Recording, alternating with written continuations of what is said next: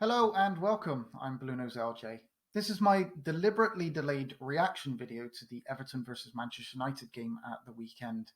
Now, I've deliberately delayed making this video for a couple of reasons. Firstly, I was working on Saturday night, which meant that I would have had to rush creating this video, and I don't really want to do that.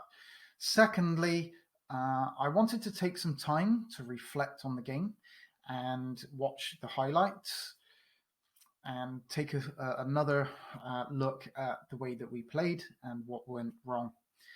Thirdly, I was pretty pissed off with the result and the way that we played, and I didn't want to just create an emotion-based video and start slagging off the team based on my amount of being pissed off from the result, which is exactly what I would have done had I created that video on Saturday. So I wanted to just take some time to reflect on it and take another look at the game. Now, anybody that's watched that game is fully aware that Everton bottled that game. We had a perfect opportunity to get back to winning ways against a very poor Manchester United. Now, I've said it in the previous video, in actually the preview of the game, that it wasn't going to be an easy game. Manchester United are not the worst side in the world. They're performing badly, but they have some world-class players. There's no doubt about that. And I did expect some kind of reaction against Everton.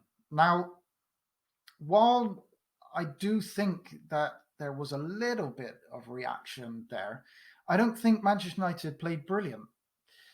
I think that we played really, really bad. And that was the problem. It wasn't so much the way that Manchester United performed, it was the way that we did. We allowed Manchester United back into that game once we'd gone 1-0 up. We just kind of, I don't know, it was almost like we gave up while we were 1-0 up, and we just allowed Manchester United back into the game. The defending for the first goal in particular was absolutely shocking. Now,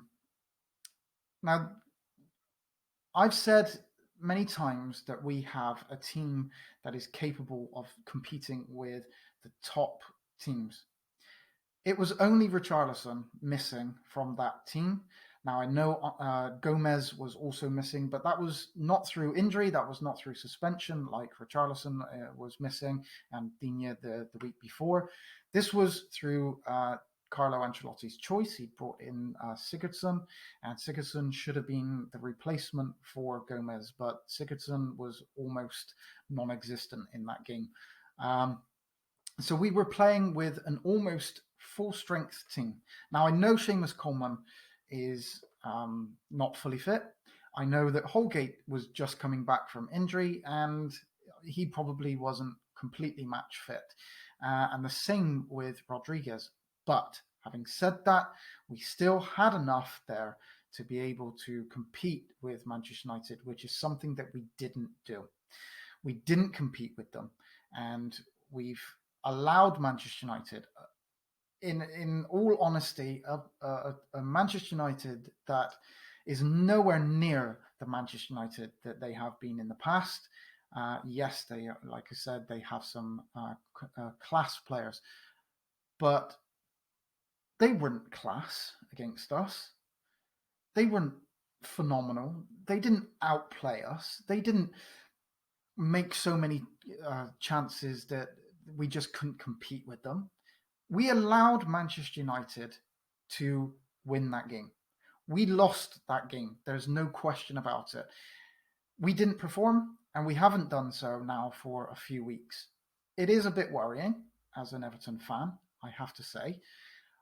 I'm not one of these fans that are turning around and saying, oh, the wheels have fallen off. I do think that, we will recover from this and we'll still have a decent season. But it is a bit worrying the way that we have allowed Manchester United to just come to Goodison and play football, and we've just allowed them to do it. And it was disappointing, frustrating, and Evertonians would just say Everton that. it's I'm still annoyed with the performance, and I don't really know why we didn't perform. I don't know why we bottled that game. I just know that we did. We've now slipped down the table, and I think we're now seventh in the league due to the other results that have gone against us in the league. It's not the end of the world. We're 4 points, I think, 5 points behind Southampton. So it's not the end of. We have Fulham in our next game after the international break, and Richarlison will be back. There's no question that at this precise moment in time, when we are without Richarlison, we are just not the same team. He gives us something that we just don't have when he's not playing. There is no replacement for him. Now, we can sign whoever. We're not going to sign a replacement for Richarlison. Richarlison is a world-class player. But what is clear is that we are really dependent on certain players at this precise moment in time. Now, look, we also have to take into account that I've said it as well many times, that we only have a team at the moment. We don't have a squad. Carlo Ancelotti had one window. He's had one window where he brought in players to replace the really poor players that we had in the team at that precise moment in time when he came in. And he's sorted that. And he's created a team. Now, it's going to take longer than that to create a squad. And the problem is that when we miss one player, miss two players, or one player isn't performing, we have nobody to come in and take their place. Now, saying that, I thought Bernard had a good game. The problem with Bernard is that he's not going to come. He's too lightweight. He's not going to come back. He's not going to be the same as what Richarlison offers on that left-hand side with Digne. Bernard, I did think Bernard had a good game. Some of the passing that he did, again, some of the skills that Bernard does make him a really top quality player. He isn't the replacement for Richarlison. What I would like to see is Bernard sit behind Richarlison, Dominic Calvert-Lewin, and Rodriguez, and actually be, where Gomez and Sigurdsson are at the moment. We need to get rid of Sigurdsson. He's just not going to do it for us anymore. He had a good season, one season. Second season was okay. The third season was terrible, and he's no better this season. He's not going to be a player that comes in and starts. That's, for me, is somebody that just cannot start in our first team ever. Coming on as a substitute is another thing, but he's just not the player that we need in order to start a game. Now, I would like to see Bernard be the link between Doucouré, Allen, and the front three. I do think that we need a replacement there. I think that we do need somebody. Isco, if we can get that player. I'm not too sure whether that's going to happen. I didn't think the Rodriguez thing was realistic until obviously we'd have Carlo Ancelotti and we brought in some Allen and Doucouré. It is possible. It is possible that Isco could come because of Rodriguez, because of Carlo Ancelotti. There is a possibility of that. But we'll find out more about that in January. But until then, I would actually I'd like to see Bernard given a game or two as that creative type of midfielder in between, where he doesn't have to try and track back because that's not what he's capable of doing. And I'm not sure that he's a winger. So if he sits in that kind of number 10 role behind those kind of front three, maybe he might be somebody that we could fit into that team at this precise moment in time. I want to mention Pickford as well through the game, because I think he was the only one really that kind of stood out to me. I thought Pickford had a really, really good game. I thought that he made some really good saves that kept us in the game for longer than what we probably deserved to be in it. Now, I know that in the past, everybody's, there's a lot of people slagging Pickford off, and I've done it myself. I've said things about Pickford myself, but I can't say anything about Pickford in that game negative, because I don't think he did anything negative. It wasn't a penalty with Maguire, because although technically it would have been a foul, Maguire had already fouled Pickford, and I think that kind of rattled Pickford, and that's why he made that challenge, because he was desperate to get the ball back. Maguire fouled Pickford as Pickford jumped for the ball and caused him to drop the ball. At first watch, it looked like Pickford dropped the ball, as he did against West Brom, I think it was. That's what it looked like, but that's not what happened. Pickford was pushed by Maguire while he was jumping for the ball.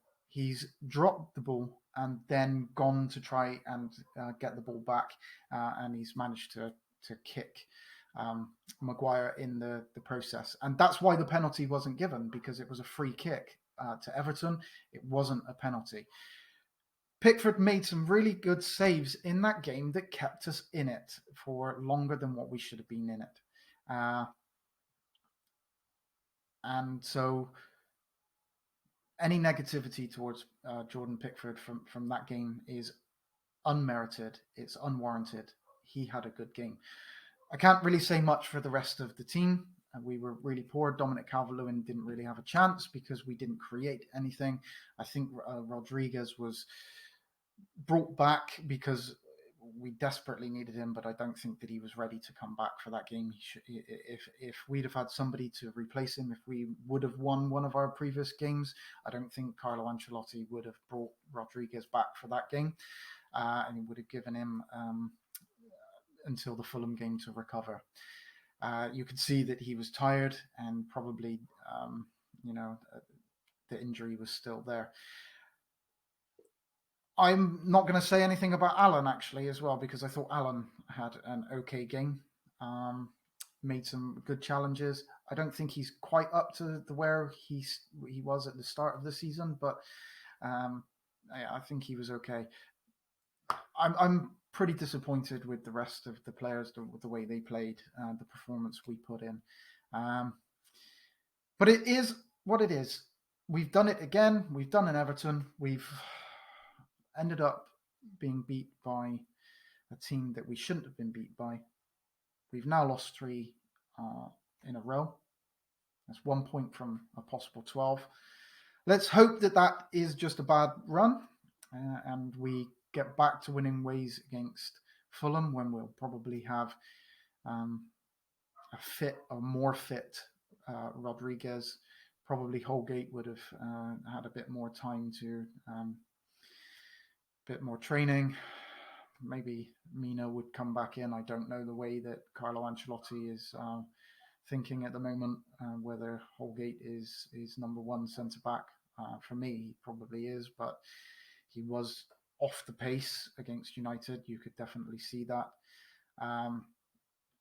Hopefully Coleman will be a little bit more match fit, and obviously we'll have Richarlison back. So yeah, Fulham will be an important game, and obviously I'll do a video, a preview for that game. But yeah, this is the reason why I delayed my video, because I just didn't want to come in and start shouting about the way that we played, which is, like I say, I would have done. Yeah, it's another loss, but it is what it is. Let's get back to the winning ways against Fulham, which actually, if we win against Fulham, we'll be back up near the top of the table. We're on 16 points, and it'll be all again, probably all turn around, and the fans will be saying, we're back in it. So, okay, thank you very much for watching this delayed reaction, and I look forward to seeing you on my next video.